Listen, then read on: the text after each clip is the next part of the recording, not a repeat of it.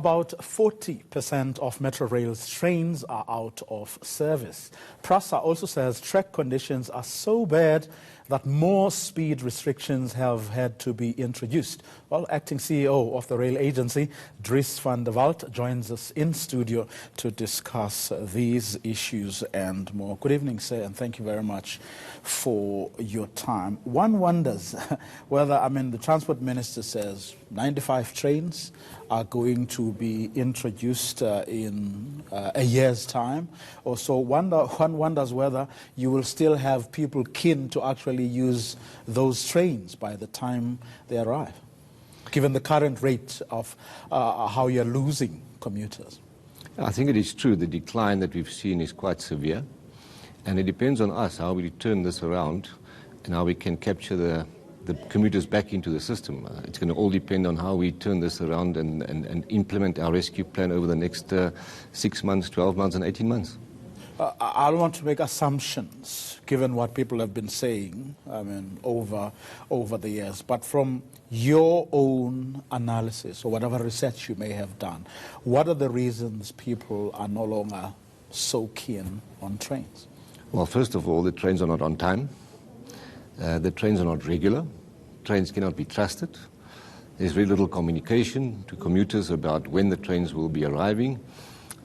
So I think the commuters have lost confidence in a public transport system like the rail system. They depend on the system. They get late at work. So I think it's a confidence issue, and we're going to have to restore that confidence in our commuters. And how do you plan to do that? Well, we've got a rescue plan that is mandated now by the Minister, as well as our board, with very strict targets for the next 6 months, 12 months, 18 months. The key of the rescue plan is to bring the service back, to restore the commuter service by bringing in more trains into the system, because currently it's not only a lack of trains, we also sit with the train configuration that is not the right length. Because of the lack of coaches, we run trains short. So when people get there, the trains are full. So the rescue plan focus on getting 260 train sets back in the next year. Currently, we're sitting around 170 train sets. That was by the end of last year. We had about 160 train sets, so we're coming back. The impact will be seen in the last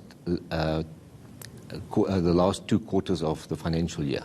But we intend to bring 260 train sets back into service of the right configuration and length.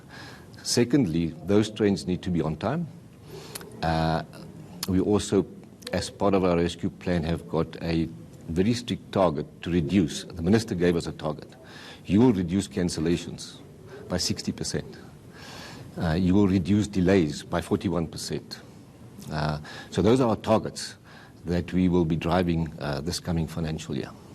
Now, you can have the right trains, or trains of the right length, and you can try and make sure that they are on time. But if your infrastructure, if the rail network is not up to scratch, then those trains, in fact, aren't going to move. Very true. So when we talk about the rescue plan, it's not only about restoring the rolling stock and bringing the capacity back. The quality of the infrastructure, especially on the track conditions, the substations, and the signalling, those are key elements to deal with the delays. That's part of the rescue plan in the next year. You've got money for that, and you've got the people to fix things. We've got money and we've got people. I think what is pivotal in the rescue plan is also the security strategy. Because once again, you can have trains and you can have infrastructure fixed. But if people are going to come and vandalize. If you've got this ongoing vandalism and sabotage in the system, so the security strategy is key not only to protect the assets, but also to protect the commuters that are being attacked on the trains. But do you have people and do you have a budget to make sure that if things go wrong, they will be fixed and that will be done on time?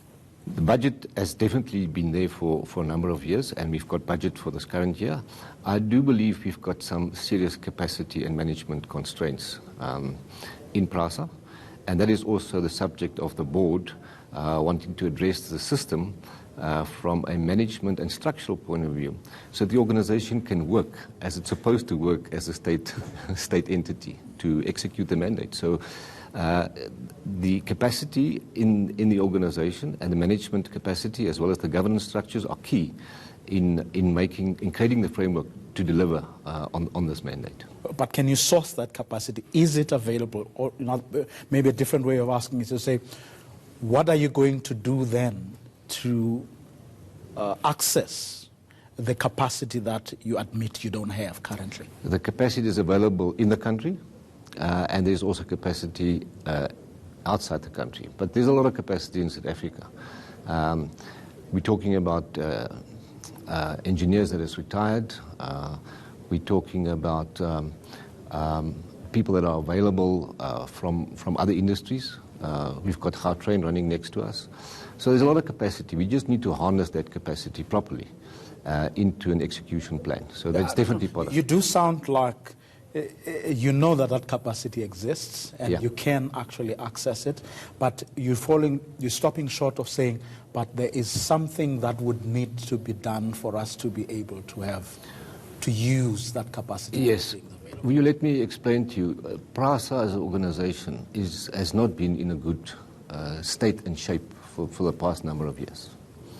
And that all deals with our governance framework, our management structures, our capacity that we haven't harnessed and executed properly. A lot of it also had to do with the processes around our procurement and our contracts that we have been managing. So a lot of the shortcomings also deals with the way we maintain the current system and the effectiveness of that maintenance from inside and from the suppliers that we get services from. We need to manage those contracts a lot better in terms of the quality that we get from our own people and from the external people. So everything is there. The industry is there. The industry is geared.